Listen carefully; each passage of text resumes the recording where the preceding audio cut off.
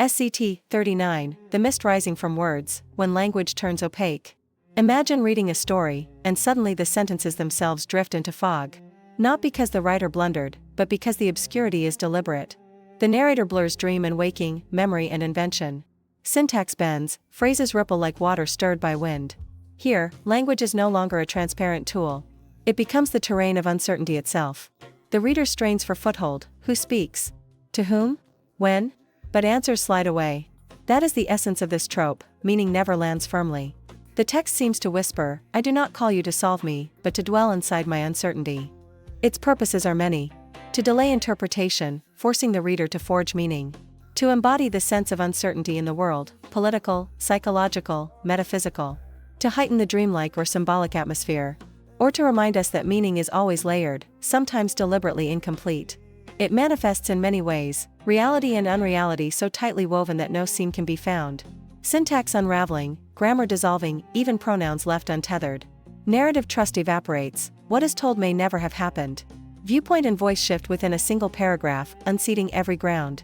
The function is double, to create depth by layering meaning, and to make the reader feel the fragility of language, of thought, of world itself. It often draws from psychology or postmodern play, not to explain everything, but to let us feel the disorientation.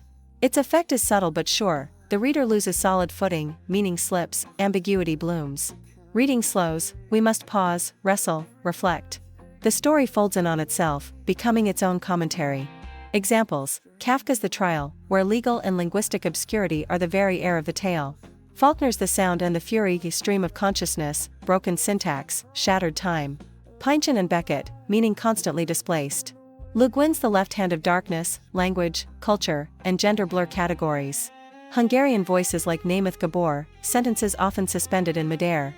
Misuse occurs when the fog is unmastered, when it is mere confusion, tiring, blocking the reader. Or when there is no interpretive depth behind it, then the text is only messy, not intriguingly uncertain. The inverse can be just as striking, radical clarity, total transparency, even in the most abstract stories. Every reference explained, every rule clear, and the sheer contrast to obscurity becomes its own power. And there is the special mode of deconcretization, where the writer never resolves a scene, never ties the thread. Interpretations remain multiple, mutually exclusive. Like a dream you wake from, unable to recount, but haunted all the same. The deliberate misting of language, then, is not a gimmick. It is an experience, disorientation that provokes thought, interpretation, even self-reflection. And when we close the book, it may not be the plot we remember, but the feeling that we are still walking in fog. And perhaps, that we want to remain there,